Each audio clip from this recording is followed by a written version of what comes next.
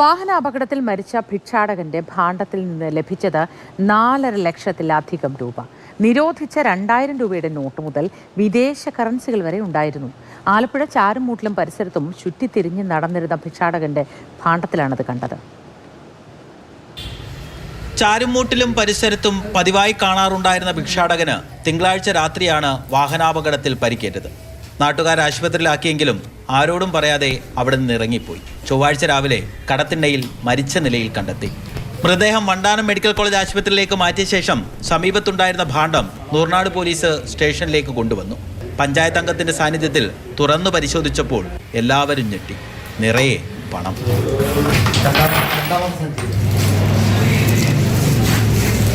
Plastic ടിന്നുകളിലാണ് പണം സൂക്ഷിച്ചിരുന്നത്. ആഹാരത്തിനായി ഇയാൾ നാട്ടുകാരോട് പണം യാചിച്ചിരുന്നു. അനിൽ കിഷോർ തൈപ്പറമ്പിൽ കായംകുളം എന്നാണ് ഭിക്ഷാടകൻ ആശുപത്രിയിൽ നൽകിയ മേൽവിലാസം. ബന്ധുക്കൾ എത്തിയാലും ഇല്ലെങ്കിലും പണം കോടതിക്ക് കൈമാറും. മാതൃഭൂമി ന്യൂസ്. തത്സമയം രഘുനാഥ് നാരായണൻ ചേരുന്നു. Raghu, good morning. നമ്മൾ പറയാറില്ലേ, ഈ നെല്ലൊക്കെ നട്ട് വളർത്തി വിതച്ച് കൊയ്ത് പത്തായം നിറച്ചാൽ പോരാ, അത് കഴിക്കാനുള്ള യോഗവും കൂടി വേണമെന്ന്. കയ്യിൽ 4.5 ലക്ഷത്തോളം രൂപ ഉണ്ടായിരുന്നിട്ടും ആഹാരം കഴിക്കാൻ കൂടി ഭിക്ഷ എടുത്തിരുന്നു എന്ന് പറയുമ്പോൾ ഓരോ മനുഷ്യൻ്റെ മാനസികാവസ്ഥയാണ് ഞാൻ ആലോചിക്കുന്നത്. നമ്മൾ ഈ വാർത്ത പലയിടങ്ങളിൽ നിന്നും പലതവണ കണ്ടിട്ടുള്ളതാണ്.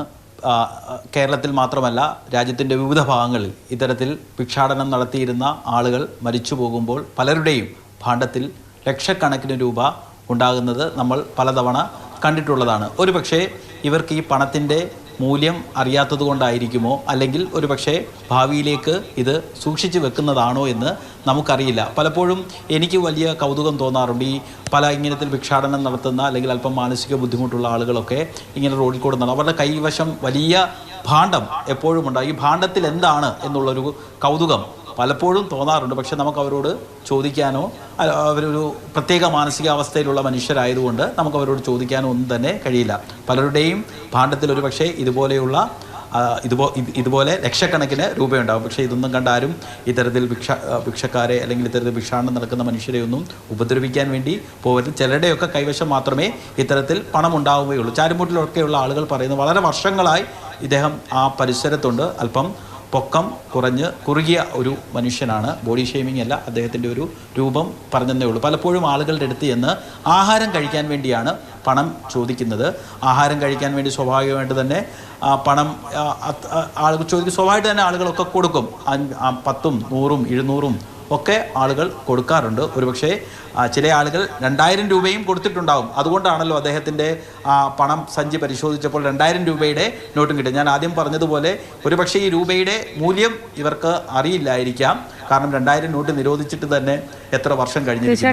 മൂല്യം അറിയാഞ്ഞിട്ടാണോ, അല്ലെങ്കിൽ ഭക്ഷണത്തിന് പോലും ഭിക്ഷ എടുക്കുന്ന ആ ഒരു ശീലമായതുകൊണ്ടാണോ, മാനസികമായ എന്തെങ്കിലും തകരാറാണോ, ഇതൊന്നും നമുക്ക് കൃത്യമായി പറയാൻ കഴിയാത്തൊരു അവസ്ഥയാണ് ഈ സന്ദർഭങ്ങളിൽ ഉണ്ടാവുന്നത്. എന്തു തന്നെയായാലും ആ മനുഷ്യൻ മരണപ്പെട്ടു പോയി.